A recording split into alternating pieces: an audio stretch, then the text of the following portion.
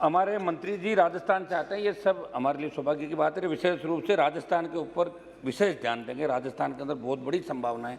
वन्य जीव क्षेत्र, अपना वन संरक्षित क्षेत्र बढ़ाने का भी बहुत बड़ा भूभाग है राजस्थान का, इस ओर आप विशेष ध्यान दें। विधेयक के उद्देश्यों और कारणों के कथन के लिखे अनुसार विधेयक वन्य जीव संरक्षण कानून 1972 में संशोधन के लिए लाया जा रहा है। महोदय, मैं बताना चाहता हूँ भारत दुनिया के सबसे बड़े जैव विविधता वाले क्षेत्रों में से एक है और मैं सरकार को कहना चाहता हूँ कि संरक्षित वन्य जीवों के खिलाफ अपराध या उल्लंघन के मामले में जुर्माना राशि बढ़ाने से बड़ा सुधार आएगा, लेकिन कानून में कठोरतम से कठोरतम सजा और प्रकरण में त्वरित कार्रवाई भी जरूरी है। मैं मंत्री जी का ध्यान आकर्षित करते हुए बताना चाहता हूँ कि IUCN के अनुसार संकटग्रस्त प्रजातियों की लाल सूची में भारत में पाई जाने वाली 239 जीवों की प्रजातियां लुप्तप्राय, जिसमें स्तनधारियों की 45 प्रजातियां, पक्षियों की 23 प्रजातियां, सरीसृप की 18 प्रजातियां, उभयचरों की 39 प्रजातियां और मछलियों की 114 प्रजातियां शामिल। मेरे राजस्थान के राज्य पक्षी गोडाउन की प्रजाति भी लुप्तप्राय होने को है, जो चिंताजनक है। मंत्री महोदय, राजस्थान के अंदर आप देखते थे, आप भी वहीं से आते हैं, हम भी वहीं से आते हैं। 35, 40, 30 साल पहले की बात है, बच्चे हुआ करते थे, स्कूल में पढ़ते थे, गिद्ध आते थे, कोई पशु मरता था गाँव के अंदर तो गिद्ध अपने आप आते थे और पशु, मरे हुए पशु का मांस वो खाते थे, किसी तरह की दुर्गंध नहीं फैलती। आज दुर्भाग्य इस बात का है कि पशु मरते रहते हैं और उनको उठाने वाला नहीं, हाहाकार मच जाता है, दुर्गंध फैल जाती है, कई बीमारियां इससे आगे, तो गिद्ध भी धीरे धीरे लुप्त होते जा रहे हैं। मैं मंत्री जी आपका ध्यान दिलाना चाहूँगा, आज सुबह एक डिजिटल पत्रिका पढ़ा, उसमें संकटग्रस्त और लुप्त प्राय प्रजातियों को लेकर directorate of revenue intelligence DRI की 19-20 के एक रिपोर्ट के हवाले से लिखा गया कि भारत में भी संकटग्रस्त प्रजातियों का बढ़ता अवैध व्यापार चिंताजनक और इसके लगातार बढ़ने को लेकर भी गहरी चिंता उसमें व्यक्त की गई। मंत्री जी, वन्य जीव प्रेमी और ऐसे मामलों को लेकर लिखने वाले कई लोग चिंतित है।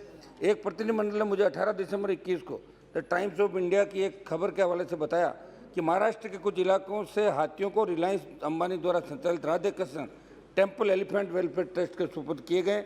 इसी खबर में बताया गया है कि रिलायंस ने जामनगर गुजरात में स्थापित अपनी रिफाइनरी के नज़दीक 280 एकड़ क्षेत्र में एक चिड़ियाघर बनाया, जहाँ वन्य जीवों की कई प्रजातियों का प्रबंधन किया जा रहा है। इसलिए जीवित हाथियों के ट्रांसपोर्टेशन को वैध बनाने की पहल ये विधेयक कर रहा है। हाथियों के विषय में इस प्रस्तावित कानून के प्रावधान वन्य जीवों के संरक्षण की दिशा में प्रगति को मिटा देने जैसे हैं। इस संबंध में जब आप जवाब दें तो जिस स्थिति को जरूर स्पष्ट करें कि किसी तरह का अवैध परिवहन कोई किसी भी हालत में नहीं करे, ये इसके अंदर आप बताएं। मंत्री, जो संशोधन आपने इस विधेयक में किए उसको लेकर कई तरह की शंकाएं। आज लोगों का कहना है कि केंद्र सरकार ने लुप्तप्राय प्रजातियों के व्यापार पर रोक लगाने अंतर्राष्ट्रीय प्रावधानों को लागू करने के नाम पर वन्य जीव संरक्षण अधिनियम 72 में कई प्रकार के संशोधन पेश किए और इसके कारण लाभ होने के साथ वन्य जीवों के लिए बड़ा खतरा उत्पन्न हो सकता है। विशेषज्ञों का कहना है कि इससे हाथियों का व्यापार शुरू हो सकता है और मौजूदा कानून के तहत लकड़बग्गा, लोमड़ी, सियार जैसे जानवरों को मिली सुरक्षा छीनी जा सकती है। नतीजतन इन जानवरों की हत्या करने पर कोई कार्रवाई नहीं होगी। इनके चमड़े के गैर कानूनी व्यापार में बढ़ोतरी होने की आशंका है। इसके साथ ही केंद्र के प्रस्तावित संशोधन के चलते राज्य वन्य जीव बोर्ड के करीब निष्क्रिय हो जाने की आशंका जताई गई है। कहा गया है कि राज्य वन्य जीव बोर्ड की जगह छोटे दर्जे की समिति बनने प्रदान किया गया, जिसके पास न तो फैसले देने की पर्याप्त शक्तियाँ होगी और न ही ये जवाबदेह होगा। इस पर भी मंत्री जवाब देते हुए स्पष्ट करें कि किस प्रकार इस बिल के संदर्भ में जो जन आशंकाएं उनका निराकरण आप करेंगे। इस बिल के प्रभावी होने के बाद ऐसी कोई स्थिति नहीं बनेगी जिसका जिक्र मैंने अभी किया है। सभापति महोदय, मैं आपके माध्यम से माननीय मंत्री जी से जानना चाहता हूं कि वन संरक्षण अधिनियम 1980 के प्रावधानों के अनुसार किसी भी स्टेट को वन भूमि पर खनन सहित गैर वन कार्यक्रम केंद्र की स्वीकृति जरूरी है। ऐसे में 31 मार्च 2022 तक विगत 10 वर्षों में राजस्थान में 145.45 हेक्टेयर और देश के विभिन्न राज्यों में 38,846.7 हेक्टेयर वन क्षेत्र में खनन की अनुमति किया गया। क्या आप राजस्थान सहित देश के सभी राज्यों में ऐसी दी गई अनुमति का रिव्यू करवाने की एक टीम गठित करवा कर जाँच करवाने का विचार रखते हैं कि कई प्रकार की दी गई अनुमति की आड़ में वन क्षेत्रों में अनुमति से अधिक क्षेत्र में तो खनन नहीं हो रहा है और वन क्षेत्रों में खनन की समस्त गतियों में पाबंदी लगाने को लेकर आपका क्या विचार है, ये आप जवाब में जरूर दें। हमारे राजस्थान, प्लीज कंक्लूड, प्लीज सभापति महोदय, राजस्थान के भरतपुर जिले में पहाड़ों को बचाने के लिए अभी हमारे अवैध खनन को रुकवाने के संत विजयदास जी महाराज को आत्मदाह करना पड़ा, उनकी मृत्यु हो गई। वहाँ के जिम्मेदार उनके द्वारा किए गए आंदोलन के दौरान सोते रहे, CBI जाँच की मांग उठी और उस क्षेत्र में जो सरकार ने उसको संरक्षित क्षेत्र तो घोषित कर दिया, लेकिन कई मंत्रियों के क्रेशर हैं, कई विधायकों के क्रेशर हैं, CBI जांच की मांग उठी और ED वहाँ कार्रवाई कर सकती है। यह मैं मंत्री जी आपका ध्यान आकर्षित करना चाहूँगा कि बाबा विजयदास जी ने जो आत्मदाह की, वो बलिदान दिया, वहाँ ED की कार्रवाई आप जगह जगह ED की कार्रवाई करा रहे हैं, तो वहाँ भी करवा दें आप ED की कार्रवाई। तो कम से कम राजस्थान में भी ED की कार्रवाई कम हुई साहब। हम चाहते हैं कि जो खनन माफिया, जो मंत्री विधायक उस क्षेत्र से जिन्होंने धन अर्जित किया, और एक मिनट साहब, बात तो समाप्त करना, राजा जी बात वाइंड अप प्लीज। तो इसके अंदर आप ईडी और सीबीआई की कार्रवाई कराएं।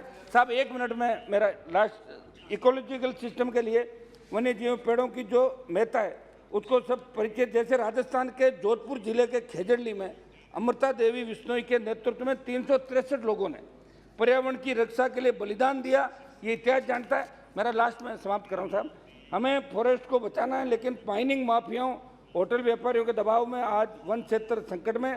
मेरे प्रदेश के चूरू जिले के स्थित ताल छापर अभियान, जिसमें 3000 से ज़्यादा काले हिरण है, इसमें सुधार के स्थान पर स्टेट गवर्नमेंट ने इसका इको सेंसिटिव जोन घटाने का फैसला किया, जिस पर माननीय उच्च न्यायालय ने संज्ञान लेकर इससे क्या मंत्री जी इस पर ध्यान दें। लास्ट में मेरा समाप्त कर रहा हूँ साहब, please wind up now please. आखिरी साहब, आखिरी एक मिनट है ना, 1 मिनट। राजस्थान में संरक्षित गोचर की भूमि को, जितनी हमारी गोचर है उसको विकसित करने, अंगोर की भूमि को संरक्षित कर उन्हें गौशालाओं के लिए आवंटित करने का गो अभ्यारण्य बनाने की जरूरत है, क्योंकि टाइगर रिजर्व के लिए जब प्रावधान हो सकते हैं तो गायों के लिए भी क्यों नहीं।